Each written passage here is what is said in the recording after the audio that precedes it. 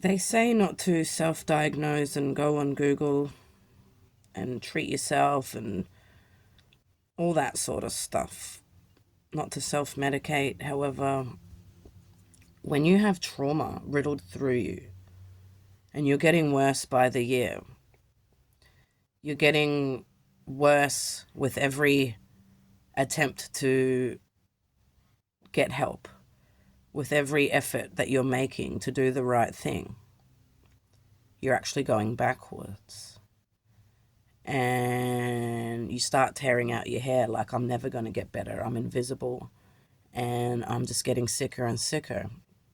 So you start turning to the internet. And, they say don't self-diagnose, but when you've got all these problems going on and you just get told that they're in your head, or it's probably this or it's probably that, you have to start figuring it out yourself, which is what I have been doing for a very long time. And then I just gave up recently because it's too much for my brain. Even now, the notes, all I've written for this video, these are my notes. Because I don't have what it takes to. So when I send an email and a rant, I can't just sit there and write that in one go. I'll have it going all day or over a few days.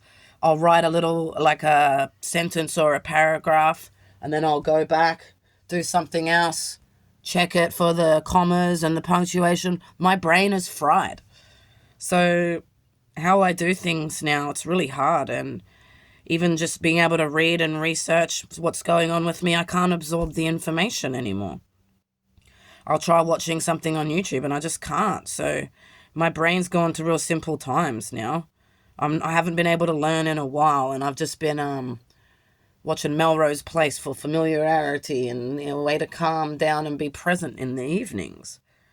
But up until recently, I've been trying to figure it out based on my test results that I have had throughout hospital and GPs, my discharge notes, my symptoms, and just sort of lining them all up. So I don't know what's going on with my brain. I've had a CT without contrast, which showed nothing. But I've got 2 MRIs to do, but I just can't afford to get them done. One for the whole head and one for the pituitary gland. To rule out any tiny tumors or anything that won't come up in a CT without contrast. I have had my head bashed so many times, but on CT scans they're showing that there's nothing. So to have your head smashed as much as I have, there's got to be some of that contributing to my mental state, right? It's not all, but I'm never going to know. The pain with my nerves, I've ruled it down to, I think it's called the C6, the brachial plexus bunch of nerves that go from the back of the neck down your arm to this, index and thumb. Reaching out to the is it the medium, the ulnar, and the radial, all those ones.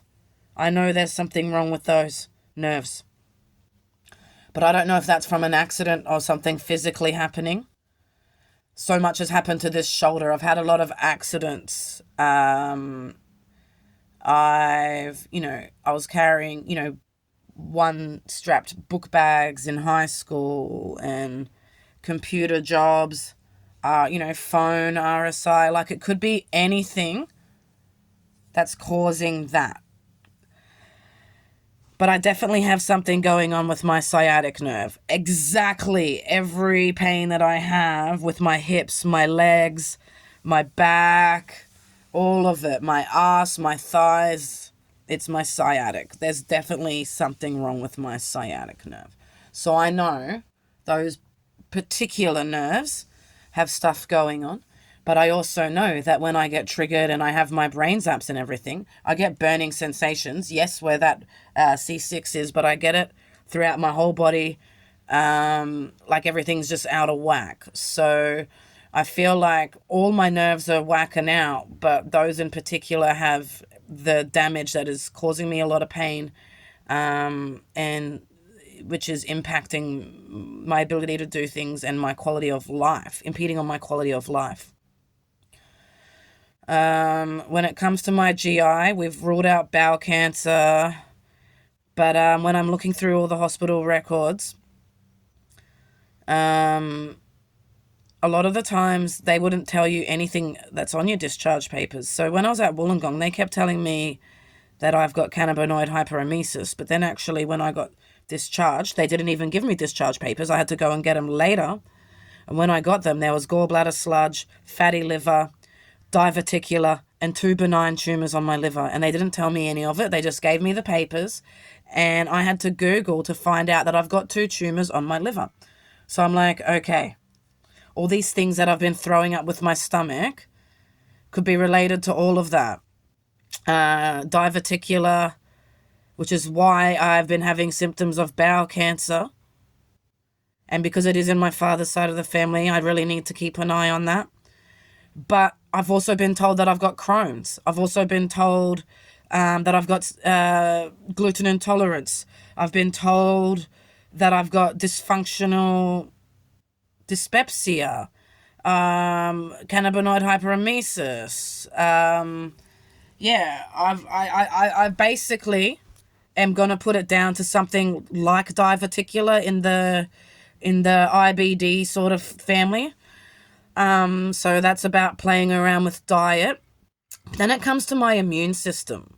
Like, I know you think I'm probably overreacting with these red dots, but the reason I'm caring so much about them is for a very long time, all these glands and lymph nodes are swollen and they hurt. The ones all around here on my armpits, in my neck, under here, like they have been hurting for a very long time. I thought my hoarse voice was from smoking cannabis, but it all sort of came around the same time as the red dots and these pains that I've been getting that are inflamed.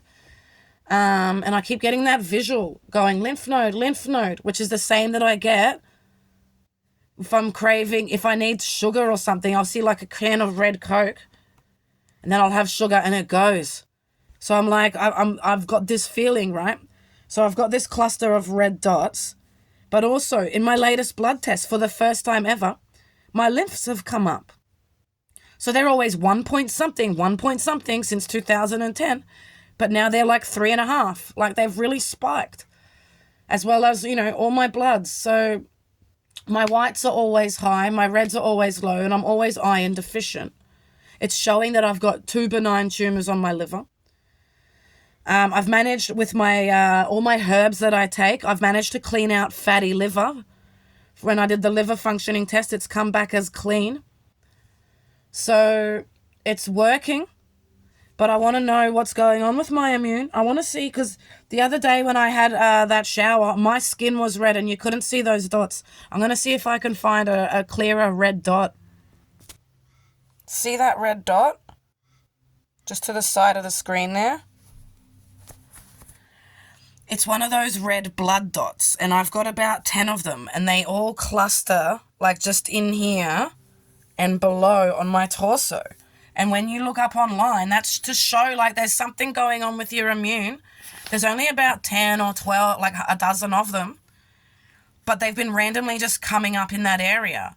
And because I've had my lymphs spike, and I've got all these pains and all these symptoms, and I get night sweats, fatigue, rapid weight loss. Like, I want to rule it out. But GPs don't take you serious when you go in with all these symptoms and you tell them you've got complex trauma. So you've got to try and figure it out yourself. And I've been on a roller coaster of going, fine, I'll heal myself. Fine, I can't because I don't know what I've got. Fine, I'm going to find out what I've got and just accelerate it so I can fucking die and end this shit.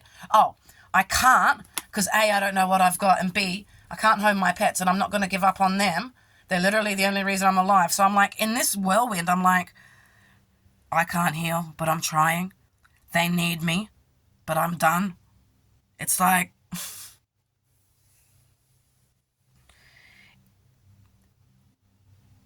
I don't know why I'm bothering.